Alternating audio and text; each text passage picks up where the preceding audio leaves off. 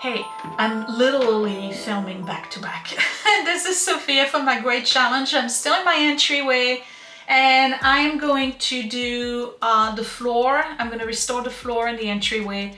The issue with the floor is that the back entrance, is the entrance that goes into the kitchen. We have a front door, we never use it. Like most people have a back door because we park in the back of the property.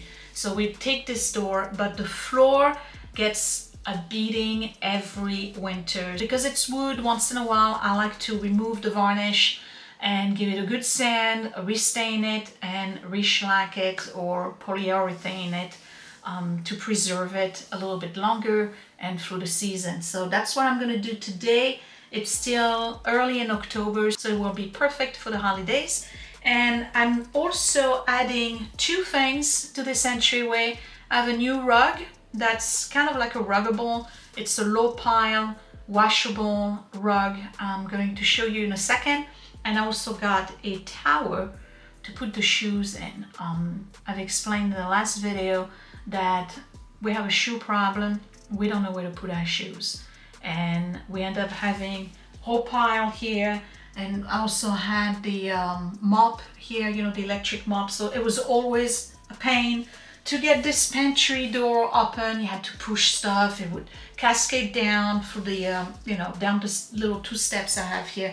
So I'm trying to make little tweaks here and there in the house to make it more functional, more pleasant, more organized, cleaner, easier to clean, you name it, better basically. So when I come back, I'm going to show you what I purchased and then I'll get started.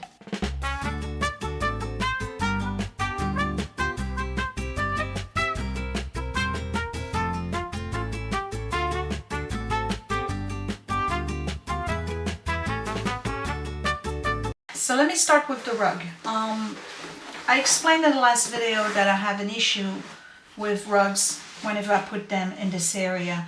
The door gets in the way and you can either not open the door, which can be a hazard, or it just, bunches the rug, like folds it or whatever. In particular, now that I have this strip at the bottom, that's a draft thing. I have a feeling it's going to do the same thing, but we'll see.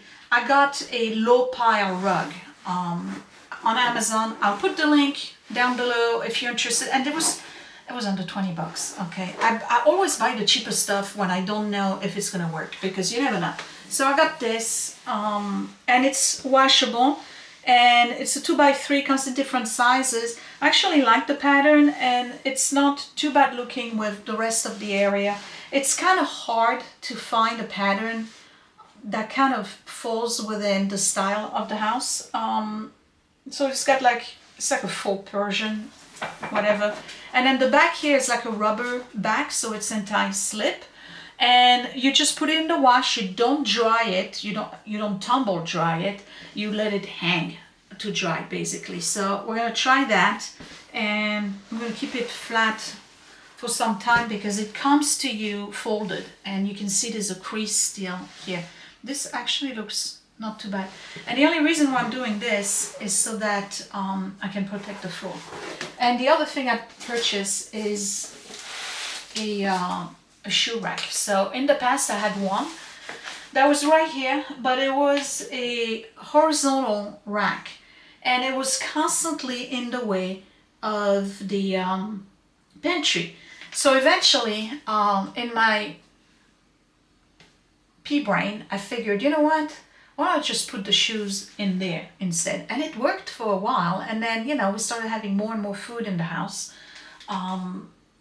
because the kids became teenagers. So they didn't work out anymore. So I had to remove all the shoes.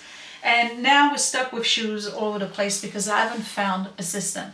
Until I really, really looked on the internet and Amazon, and I was particularly looking for vertical shoe racks instead of a long one that takes a lot of room, one that would be like a tower. And I did find one, and it's not a bad looking one either.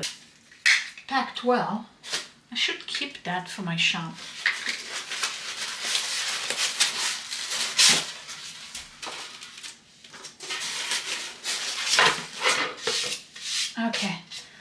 So it's basically a bunch of shelves that are going to be this size. I have to be careful size-wise because I really don't have a lot of space.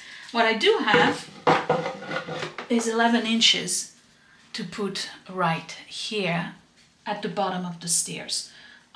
So it's not in the way of the pantry, it's not really in the way of us coming in and out, and we can tuck the shoes in there. So let me assemble this. Hopefully it doesn't take too long.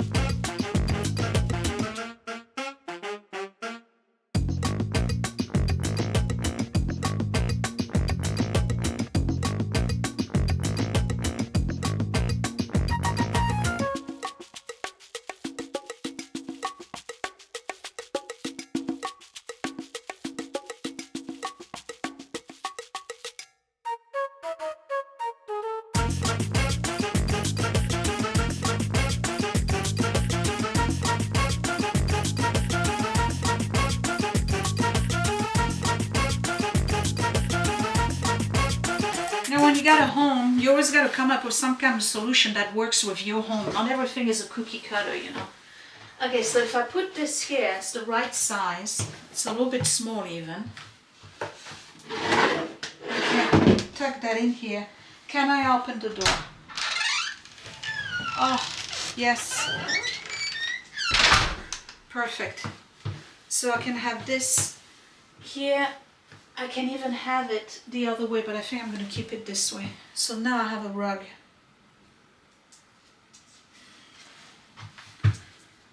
Oh, okay. It's true, not every house is going to be a cookie cutter. Like something like this may not work for you. It works for me only because of the location of the pantry. If I didn't have this pantry right there, I totally would do a bench with the stuff underneath, but I can't fit a bench. It's not long enough. Scott and I were just talking about, because you know, we're still thinking about the extension, right? And how we're going to do this. And we just don't understand why they did things the way they did in my house. Like you're on the deck, you got to go 2 steps down, then you got to come here, and then you got to do 2 steps up to go over there. And this used to be a closet, and the entrance to the basement used to be here, the part that I just painted. And I'm trying to figure out why they did it that way, and it makes no sense. It makes no sense. I'm sure they thought it was a genius idea at the time, but so unpractical for us, for our lifestyle. You know, so sometimes you're going to see me do things and you're going to be like, this is just ridiculous, because you're thinking about how it would fit in your home. Trust me, I've tried everything for the shoes in this entryway, everything. Between the pantry, the rolling drawers of the pantry, a long thing, a basket, just leaving them on the floor. I even had them at some point at the bottom. Nobody wanted to go downstairs to take off the shoes, put on slippers and come back up. Like literally no one, okay? Even Mr. Discipline, Scott, wasn't doing it. So it's got to be here, but it can't be horizontal. So the only way is vertical. Ugly or not ugly, it's got to be vertical, okay? Now they have it in a lighter color. I took the darker one because the dirt sees less. I gotta get a cup of coffee. I'll be back. I mean, you just have passageway, that's it. I don't even have to keep it this tall, you know that, right? I could literally make it half the size. But I like having this right here. Though you should never put your keys and your stuff at the entryway, because it's one of the reasons why I have this curtain, by the way. Somebody made a comment about why do you even have a curtain? Because people can come in and they try to see through. With the curtain, they can't. So imagine if I had stuff here and then it's see-through and you can see I put my keys right there. should never have your keys at the entrance of your house. Ideally, they should come upstairs with you, but anyway. Okay, this is done. It squeaks, but don't care. All right, I'll be right back. So I'm just going to use this paint and varnish remover just to remove the first layer. Again, I'm not doing like a complete bare wood job, only because time, and then it doesn't really need it. I just need the top layer to be removed. So I'm going to put that on, scrape it off, you know, scrub it off well. Then I'm going to sand and restain. I'll restain overnight. It's going to have to you know, soak in, and then tomorrow, since it's a holiday, I have time to put the shellac on, put on 2 coats, and by Tuesday morning, everything will be ready to rock and roll. And I have to say, I like it like this with nothing on the wall. It makes the space bigger. Of course, I made it smaller now that I put this big tower, but what am I gonna do? I gotta put the shoes somewhere. And the whole idea of crossing the house, literally crossing the kitchen and the living room to go to the other closet where the most of the shoes are, it just doesn't work out for us. Oh. And it also doesn't make sense. Anyway, let me get started. So in order to do this and not lock myself in, I'm gonna do half and half, all right?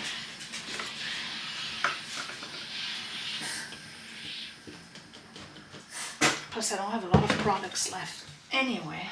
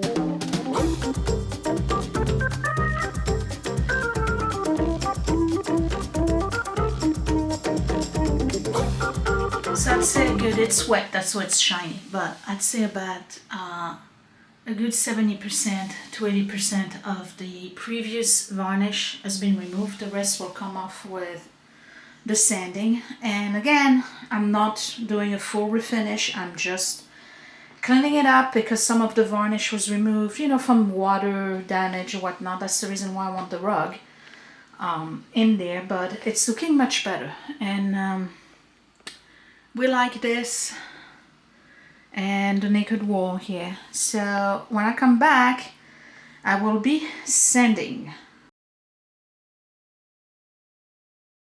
Okay, so what is this, day 3 now? You know, it's funny how when you do projects, you think like, oh, this is gonna take me like X amount of time, and I'm here on day 3, and it's actually already 1 o'clock in the afternoon. I spent the morning doing some stuff with mom over the computer, and I'm behind because I have 2 more videos to do after this. So anyway, because I'm pressed for time, I was gonna do it by hand. I decided to get the sander because I'm just not gonna spend an hour sanding this thing by hand. I'm gonna do a quick sanding of the wood, basically removing whatever leftover is, and then I'll stain, move on to something else, and tonight I'll put the shellac on, and tomorrow put a second coat of it. So let's get started.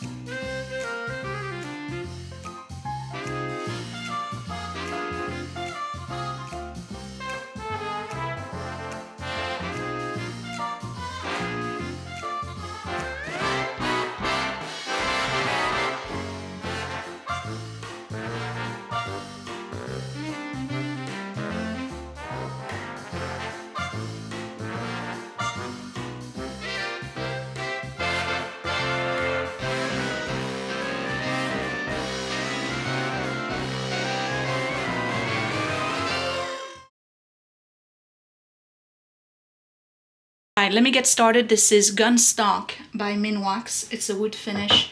It's the color that was here before. So it will match just perfect. And you don't have to do it with a brush. You can do it with a rag. But when I do it with a rag, I have a tendency to overspill, and then I get stains on the white door, on, you know, whatever. This is what happened in the living room with the baseboard, if you remember. So I'm just going to put in a coat, and this whole thing is going to get condemned for the next 24 hours, and then tomorrow I start putting the shellac on it. And one of you mentioned, why don't I put tung oil? And I really thought about tung oil because I love it, but I know I don't have enough. So maybe I'll put one coat of what I have. And tomorrow night, go to the store and go get a second can.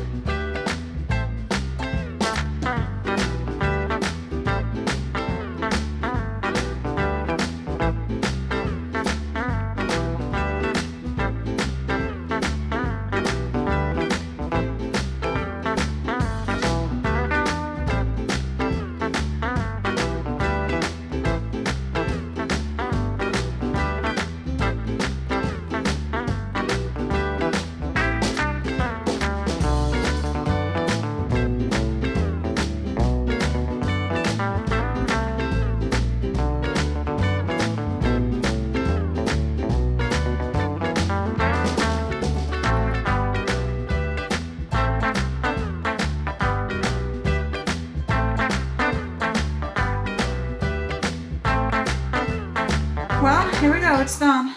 That's just one coat, that's all I need. It actually doesn't look too bad. I thought it was going to look too much like marble, but nope. And you see it, it's still shiny. And once I put the shellac on it, or the varnish, it's going to be shiny like this. I just want to protect it from the water, salt, you know, from the winter, from, what do you call it, the ice melts, whatever. And yes, I'm running a coffee right now. So I'm just going to close the door, that pocket door. And this is going to stay like this for quite some time, possibly 10 hours. And then I'll see if it's still tacky, if I need to do another coat, because some of it is going to absorb, but I don't think I will. So I think it looks pretty good. It's hard to tell because there's so much reflection. Anyway, I'll be back. Okay, so well, it's Wednesday night. It took a little bit of time to dry. I did it with the tung oil, and it took a whole 3 days. But here it is. So I finally redid the entire entryway in the back. I have a tower for shoes and slippers. We have a rug that I can open and close the door. This is entirely redone. It's nice. And I did get this to get rid of moths. I'm doing the pantry next, and we'll put all the food in tight containers, get rid of anything that is spoiled or looks like it's been compromised. But that's my new entryway, and I hope you like it. So it definitely took a little bit longer than expected. It took a while for the tung oil to dry, and that's okay. I mean, at least it's totally waterproof. It's like a glass finish on top of it. So with the rug and changing shoes and all of that, I'm hoping that this will last a little bit longer. It smells quite nice in here, I have to say, and I like the look with less stuff. Imagine that. I like the look. So if you like this video and you still like my Getting Things Done series, give me a thumbs up. You can subscribe right in the corner so you don't miss another video, and click that bell button for notifications. And then everything else, same as usual. You can find me on Facebook and Instagram at My Great Challenge, my relaunched, revived, still thriving Etsy shop, Frenchie and Tubby, the link is down below, and channel merch, My Great Challenge gift, also on Etsy. Patreon, patreon.com/mygreatchallenge for exclusive content not seen on YouTube. I will see you next time. Thank you for your time. Thank you for watching. Bye.